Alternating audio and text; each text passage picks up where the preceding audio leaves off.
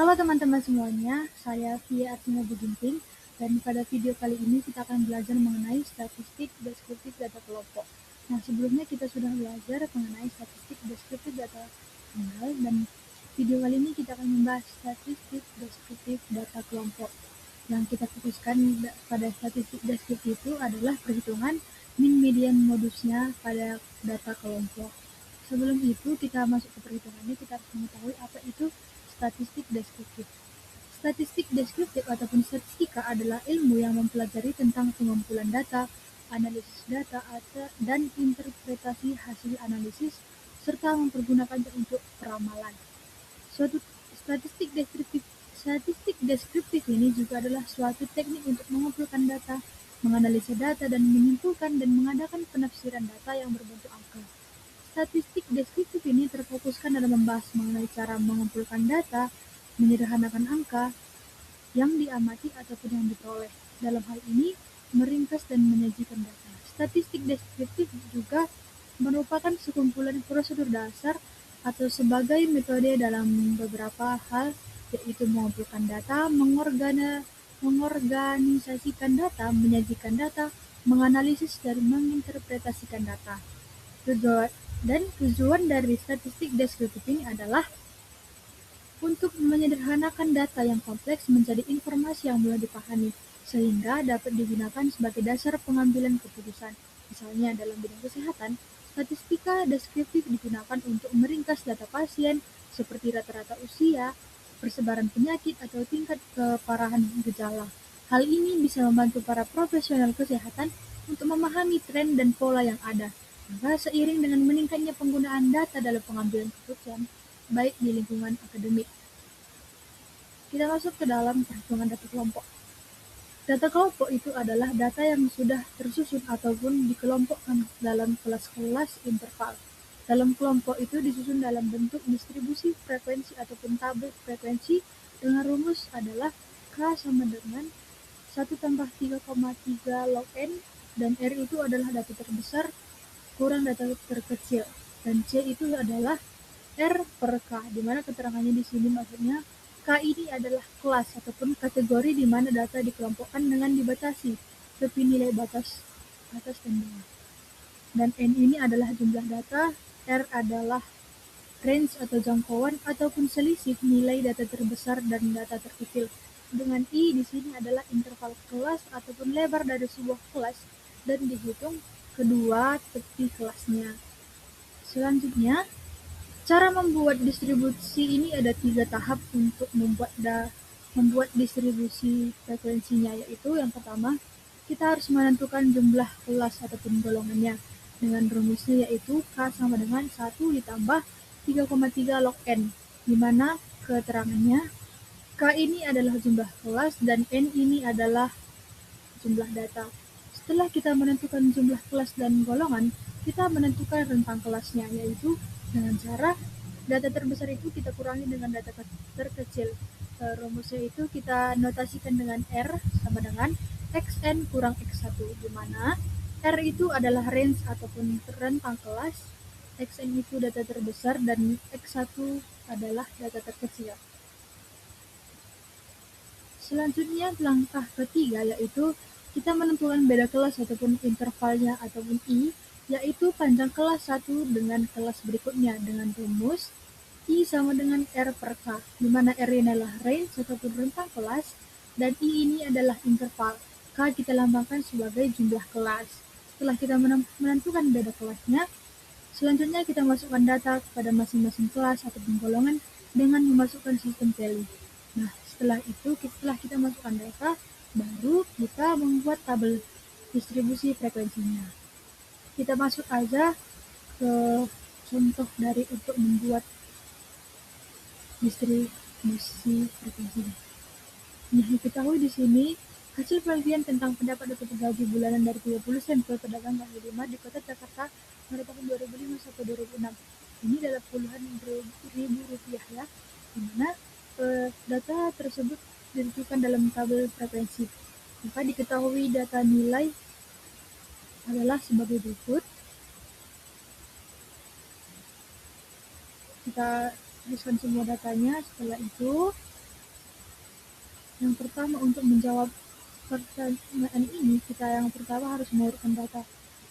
Kita urutkan datanya, yaitu 65, 66, 67, 68, 69, 70, 71, 72, 73, 73, 74, 74, 75, 75, 76, 76, 77, 77, 78, 79, 79, 80, 80, 81, 82, dan seterusnya.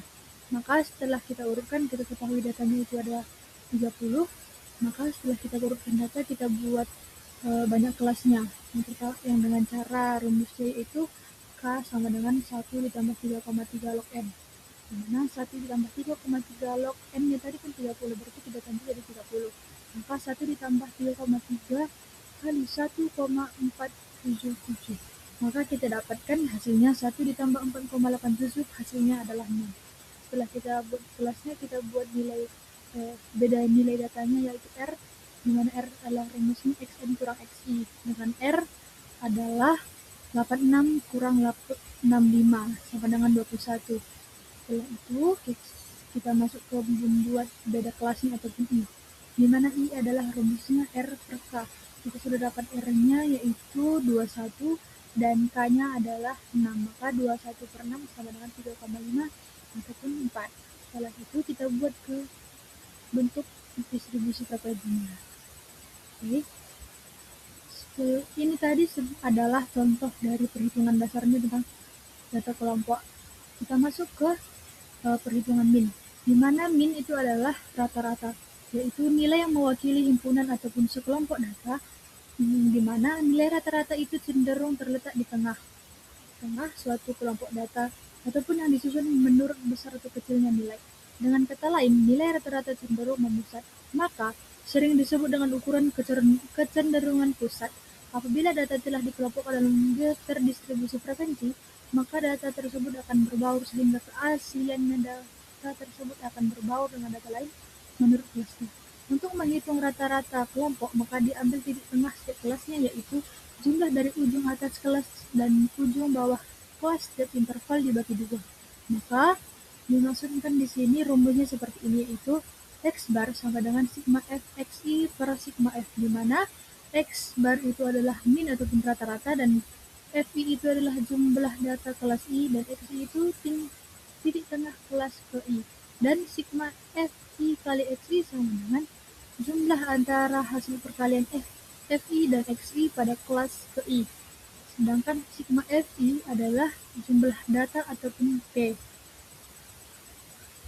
Untuk rumus median, yaitu median sama dengan PB ditambah N per 2 kurang F per F kecil dikali I, di mana dengan MD itu adalah median, TB itu tepi bawah kelas median, dan N per 2 itu adalah jumlah frekuensi ataupun jumlah data untuk menentukan letak median, dan F besar itu adalah frekuensi kumulatif sebelum kelas median, dan F kecil itu adalah frekuensi kelas median, dan I itu adalah panjang interval kelas, di mana secara definisi median itu adalah nilai tengah dari suatu kelompok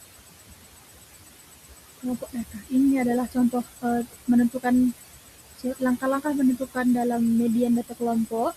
Nanti kita bahas lebih dalam di soal kasus.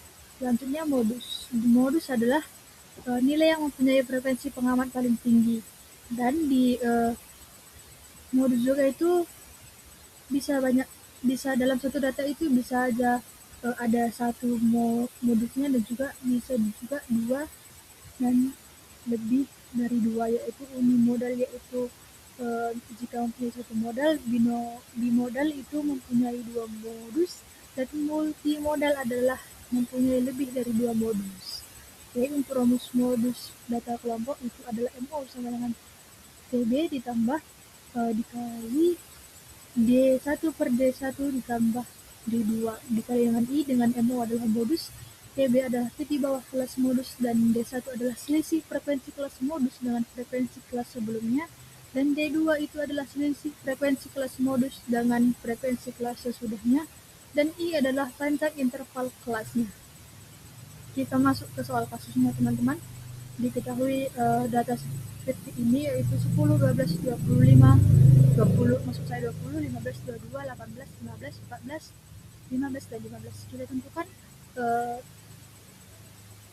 rata-ratanya ataupun min-nya. Pertama kita urutkan semua datanya. Setelah kita urutkan, kita punya data 10, kita cari R, Xn kurang X1 sama dengan 22 kurang 6 sama dengan 16. Kita cari K-nya yaitu 4, dan I-nya adalah 3. Maka kita masuk ke dalam tabel daftar frekuensinya, kita masukkan ke tabel, dan kita masuk ke rumus yaitu X bar sama dengan sigma Fxi, Fxi per sigma F. Maka kita dapat sigma Fi kali Xi adalah 155 per sigma F. Sigma F berarti N-nya yaitu 10, maka kita dapat 15,5. Jadi jawabannya adalah C. Selanjutnya kita masuk ke soal yang kedua, yaitu data seperti berikut: 14, 17, 25, 85, 50, 45, 60. Dari data ini kita harus menentukan medianya ataupun nilai tengah, maka kita langsung saja ke pembahasannya, yaitu sama kita tetap mengurutkan data. Kita punya data 15 dan kita masuk ke rumus K. Kita dapat K-nya itu adalah 5, kita cari R, Xn kurang I yaitu 60, kita cari I, R per K yaitu 12, maka masuk ke rumus median M sama dengan KB ataupun L tambah N per 2 kurang F per F kecil dikali I, maka kita dapat hasilnya yaitu 50,5, maka jawabannya adalah D.